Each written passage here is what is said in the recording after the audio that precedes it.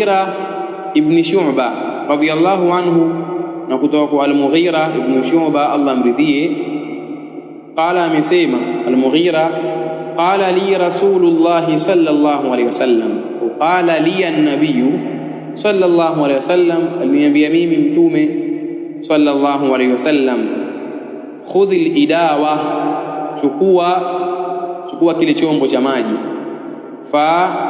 fantalaqa hatta tawara anni, mtume akaondoka mpaka akajitenga kutokana na mimi, kwa simuoni mtume, akaenda mpaka kufikia hatua kwamba mimi simuoni.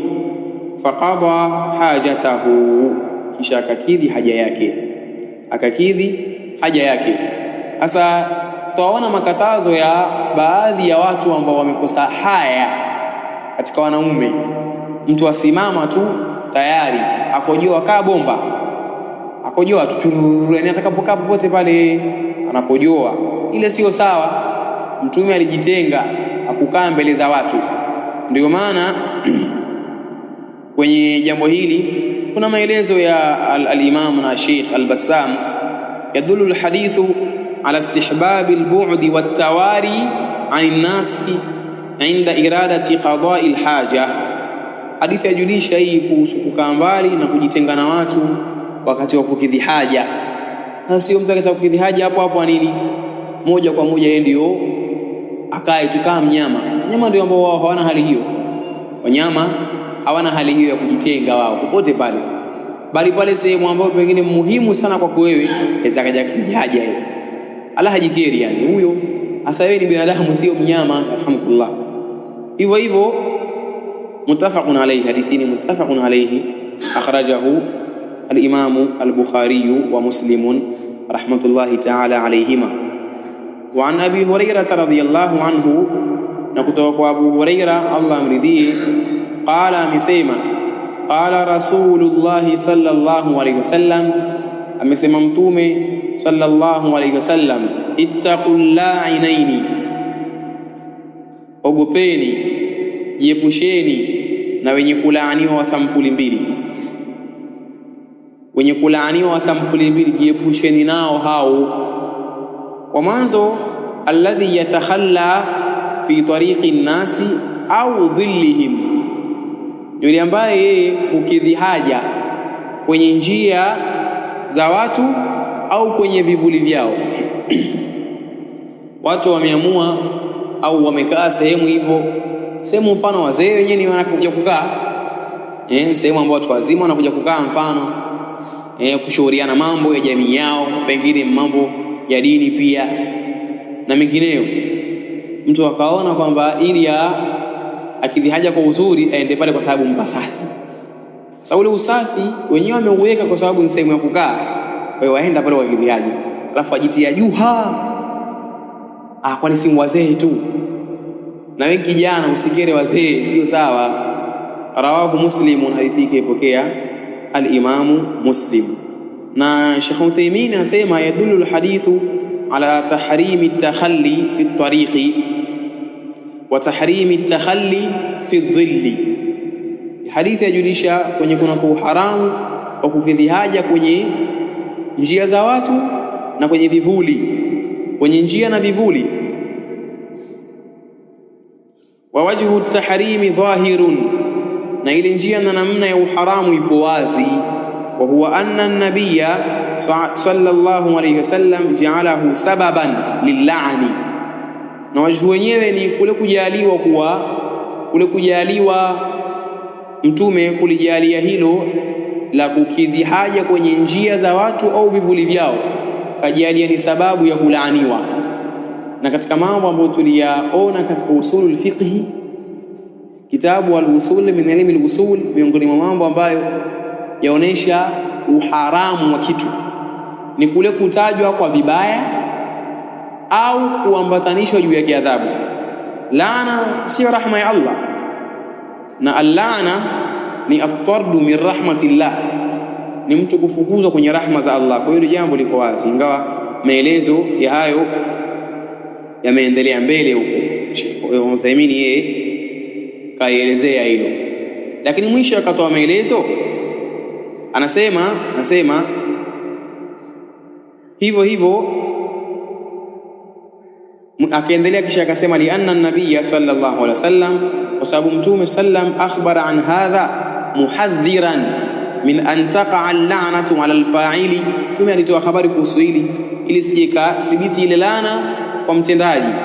Kama annahu la yahrumu takhalli fi dhilli mutlaqan, sehemu ya tambihi, kama ilivyokuwa sio haramu kukidhi haja kwenye vivuli, kwamba kivuli chochote kwamba ni haramu. La, sio kwamba kila kivuli ni haramu, bal fi dhilli alladhi yaqsiduhu an-nasu, bali kwenye vile vivuli ambavyo watu huvikusudia, sehemu ambazo watu hukaa.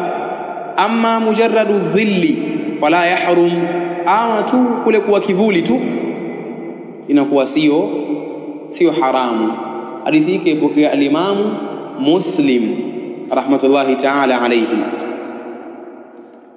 Kadhalika wazada Abu Daud, na amezidisha al-Imamu Abu Daud an Muadh radhiyallahu anhu, kutoka kwa Muadh Allah amridhie, wal mawarid ni zile sehemu ambazo hutafsiriwa ima sehemu ambazo watu huenda kukaa vile vile, ambazo watu hufikia, au sehemu za maji pia, sehemu za maji kama vibwawa vya watu, visima, kwenda kukojoa, sio sawa. Walafdhuhu, na tamko lake al-Imamu Abu Daud, ittaqul mala'ina thalatha, jiepusheni na ogopeni, jichungeni na wenye kulaaniwa watatu. Akamtaja mwanzo al-barazu fil mawarid, ambaye hujidhihirisha kukidhi haja kwenye sehemu ambazo watu hukaa au sehemu za maji. Na vile vile Sheikh Fauzani yeka tafsiri zile sehemu zilizokaa za kimajangwa zile. Vile vile waqari'atu tariqi, na kwenye katikati ya njia pia. Wadhilli kadhalika, na kwenye vivuli. Hizo ni sehemu za haramu mtu kukidhi haja, sio sawa akakidhi haja. Wa an Jabir radhiyallahu anhu qala, na kutoka kwa sahaba Jabir Allah amridhie amesema, qala Rasulullah sallallahu alaihi wasallam, ingawa na amepokea wali Ahmad an Ibn Abbas radhiyallahu anhuma, au naqi ma'i, tamko limekuja hivyo, au sehemu ya mkusanyiko wa maji. Wa fihi dha'f, na kwenye riwaya mbili hizo kuna udhaifu. Na amepokea al-Imamu Tabarani rahimahullah, kupokea yeye an-nahya, wa akhraja at-Tabarani an-nahya an qada'i al-hajati tahta al-ashjar al-muthmira. Na ametaja yeye al-Imamu at-Tabarani,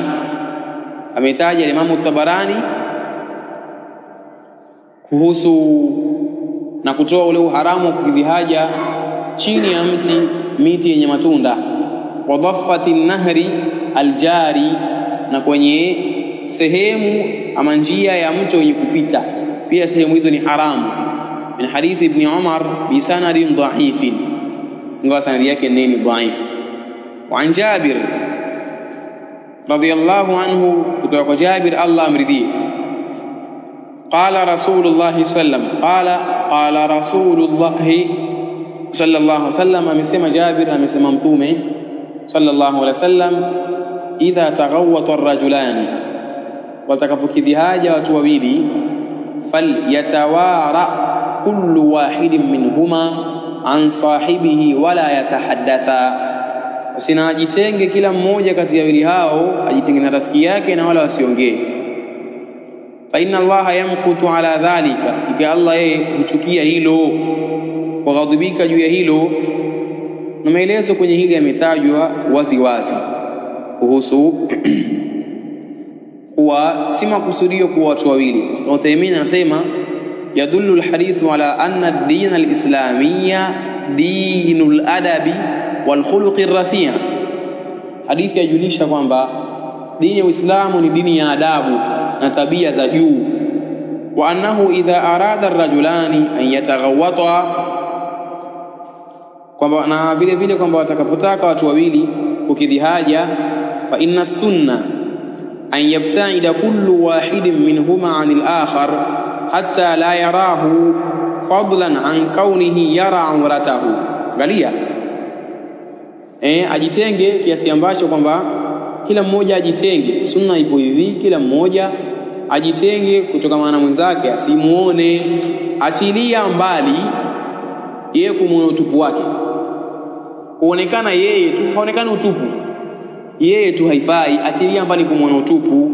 Wanahyu an tahadduthi ala qada'i alhaja hatta wa in kana ahaduhuma la yara al-akhar, na ile makatazo ya kuongea hadithi na kuzungumza wakati wa kukidhi haja, hata kama itakuwa kila mmoja kati ya wao hamuoni, au hata ikitokea kama mmoja kati yao hamuoni mwenzake, pia asiongee, kama hivi vyo tulivyokuwa navyo vya zama hizi, kwamba vyo viwili vitatu vimeambatana, mwasikiana mtu akiongea.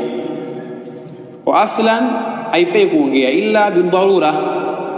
Mfano vyo ni viwili, alafu nguo yako imeangukia choo cha mwenzako, utoke hivyo hivyo ambie ya akhi na hiyo nguo yangu, lakini mimbabi dharura, sio baadaye hapo uanze kupiga story, sijui ingetokaje leo, mwanza story hapo. Sasa pale tulivyosema wadharuratu tuqaddaru biqadariha, kwa kiwango chake ni kupata ile nguo tu kwa hapa. Baada ya kupata nguo hakuna tena dharura ya kuongea nini tena? Maji pia mbaridi waenda, sio sawa.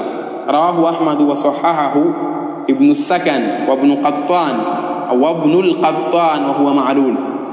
Wengine kama imepokelewa na aima, lakini hadithi hii imetiwa illa.